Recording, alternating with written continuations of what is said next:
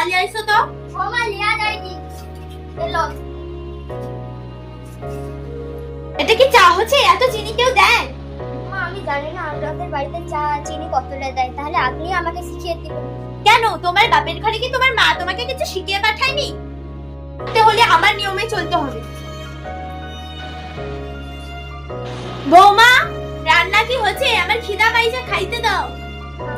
রান্না হয়নি, আমার শরীরটা একটু খারাপ তাই দেরি হচ্ছে। যত নাটক, এরকম অজুহাত দাওনি তো। কেউ এরকম বলে ফাঁকি দিত নি।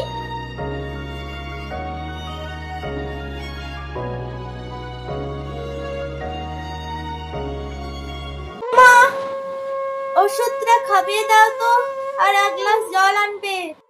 দাঁড়াও একটু পরে, আমি কাজে ব্যস্ত আছি। তো হয়ে গেল, এখনো তো এলো না।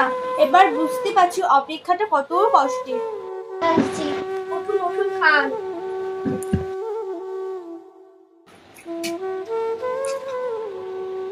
মা আপনার মনে আছে একদিন আপনাকে আমি ভালোবাসা আর প্রশংসা চেয়েছিলাম, কিন্তু সেটা তুমি আমাকে দাওনি, শুধু আমার উপরে অবহেলা করেছো। কোনোদিন মেয়ের মতো করে ভালোবাসতে পারেনি। আমি অন্যায় করেছি, আমাকে ক্ষমা করে দাও। আমার সঙ্গে যে ব্যবহারটা করেছেন, আমি যদি আপনার সঙ্গে সে ব্যবহারটা করি, তাহলে আমাদের মধ্যে পার্থক্যটা কোথায়? বৌমা আমাকে ক্ষমা করে দাও, আমার না ভুল হয়ে গেছে। ক্ষমা করতে পেরেছি বলেই তো এখনো তোমাকে মা বলে ডাকি। বৌমা একদিনে শাশুড়ি হয় না, সময় তাকে সেই জায়গায় নিয়ে যায়।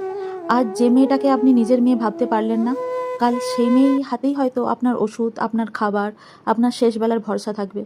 সম্পর্কে জোর করে সম্মান আদায় করা যায় না। ভালোবাসা দিলে তবেই ভালোবাসা ফিরে আসে। অবহেলা দিলে একদিন সেই অবহেলার প্রতিধ্বনিই নিজের ঘরে ফিরে আসে। তাই আধিপত্য নয়, ভালোবাসা দিন। কারণ বাড়ি ইট দিয়ে তৈরি হয়, কিন্তু পরিবার তৈরি হয় ব্যবহার দিয়ে।